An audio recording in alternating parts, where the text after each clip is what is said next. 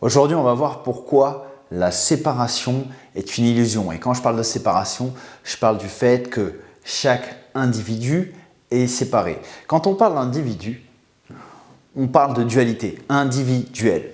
Si on regarde la racine du mot, on se rend bien compte que la dualité est présente. Or, quand on parle de son opposé, qu'on pourrait entre guillemets polariser, on parle d'unité. Et en fait, cette chose-là, on peut la ramener à un plan qu'on appelle le plan spirituel. Et cette chose-là, l'individualité, on va la ramener à ce qu'on appelle le plan physique. C'est le plan de l'ego. Et pourquoi c'est important de concevoir ça?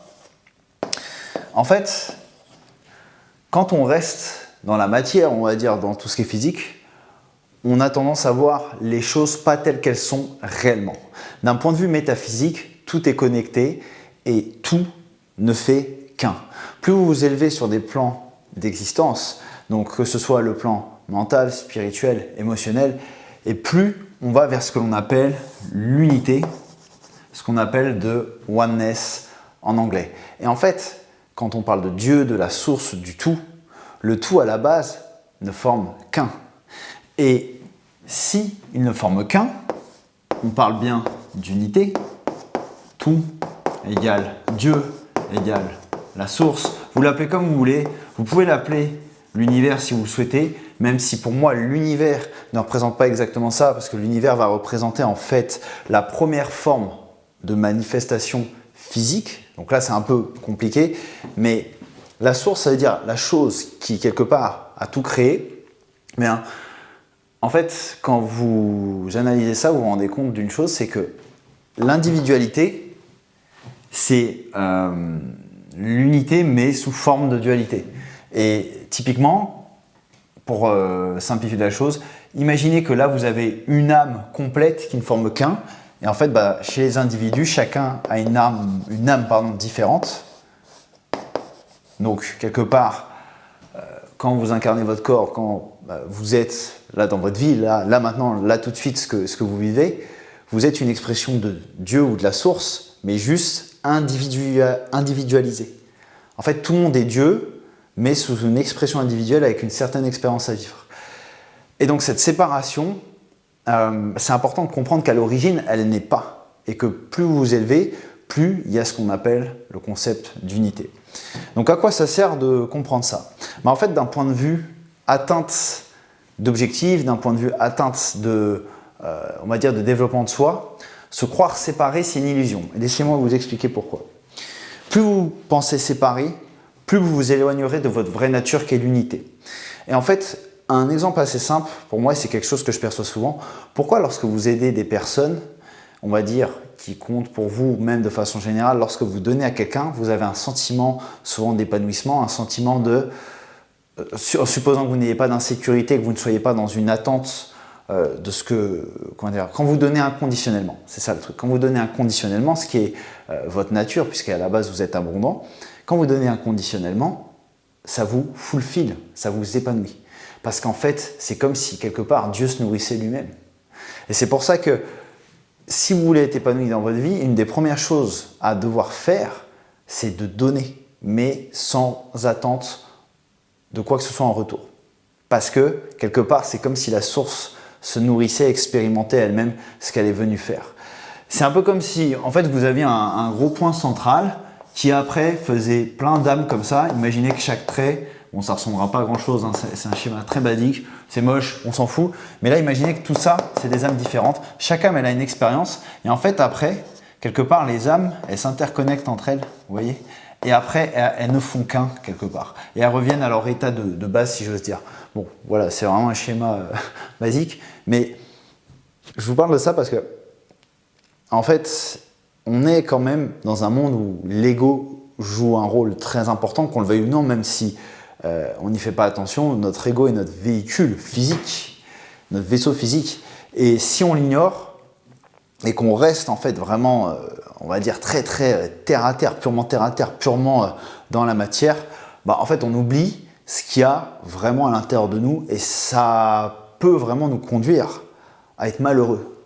Parce que oui, contrairement à ce que vous pensez, pour certains d'entre vous, si ces choses-là vous paraissent perchées ou peut-être un peu wouhou, comme on dit en anglais, il y a des moments dans votre vie où vous allez vous rendre compte que vous ne vous sentez pas épanoui parce que parfois vous allez atteindre certains objectifs, vous allez atteindre une certaine somme d'argent, vous allez atteindre plein de choses, mais vous allez vous rendre compte qu'il y a un vide. Et ce vide, c'est parce que vous ne vous alignez pas sur les lois de l'univers, / les lois de Dieu ou les lois de la source. Si Dieu paraît perché pour vous, dans le sens où Dieu peut paraître religieux, utilisez le terme la source ou le tout.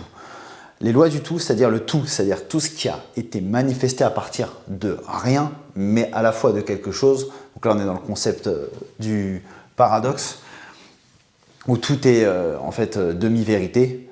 Mais passons ce détail, parce que je pense que je vais en perdre. J'en ai déjà perdu certains, c'est sûr.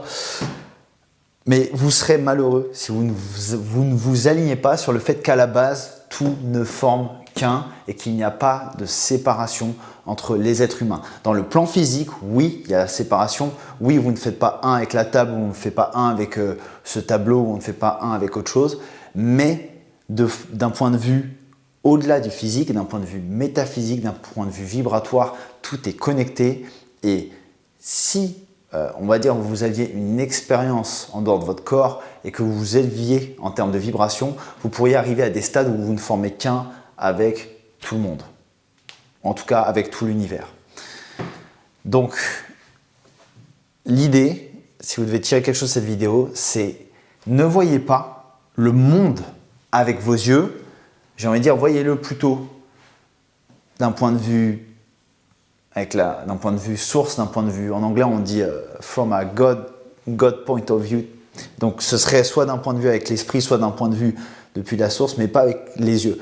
Bien sûr, continuellement on est en train de mettre notre attention sur ce que l'on voit physiquement, mais le danger, ou je dirais l'illusion, et qui présente parfois un danger, c'est que ça va nous coincer dans ce que l'on voit qui n'est pas fake, qui n'est pas faux, mais qui n'est pas la réalité. En fait, la vraie réalité ou la vérité, si vous préférez, elle réside dans l'invisible.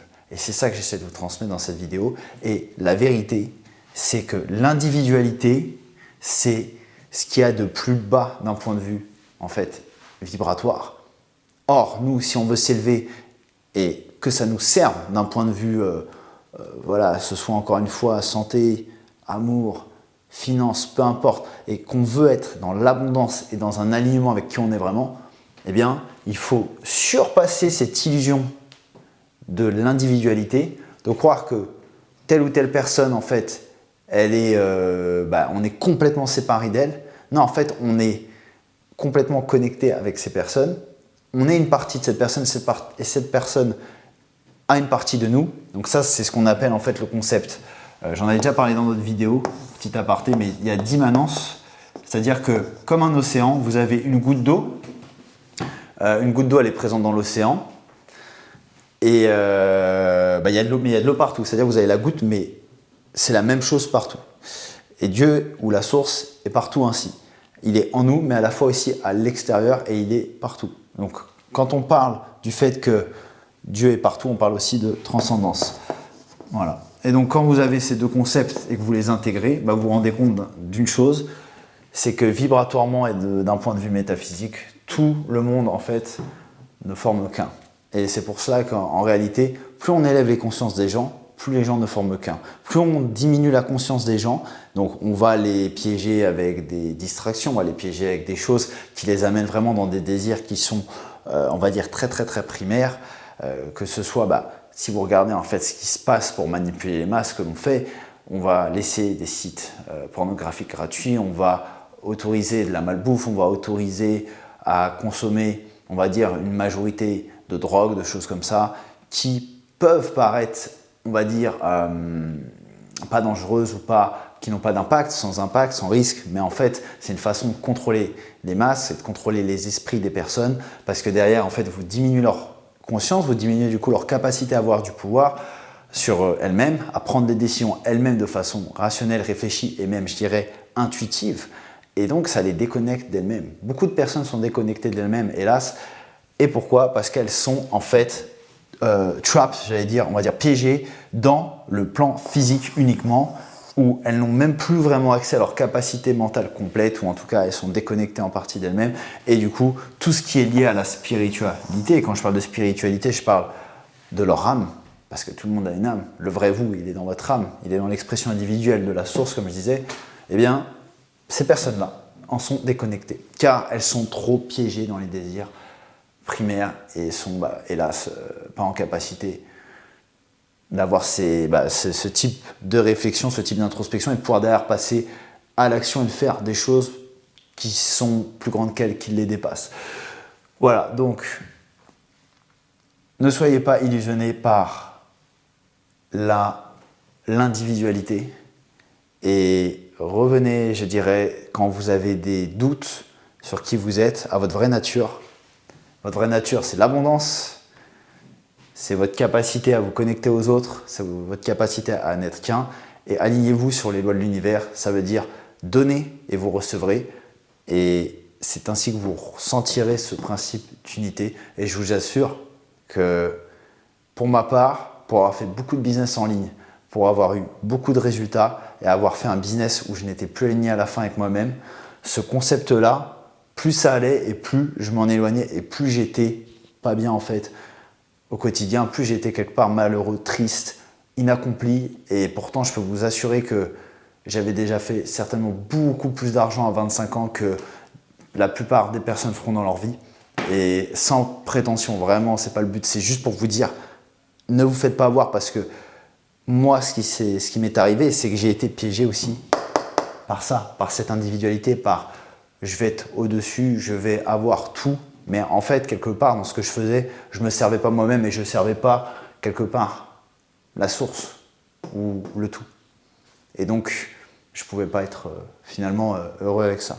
Donc c'est pour ça que je vous dis, les principes, le principe de base, c'est de s'aligner sur les lois de l'univers, de donner pour que des gens, quelque part, à un moment donné, vous rendront l'appareil, mais toujours sans attente en retour.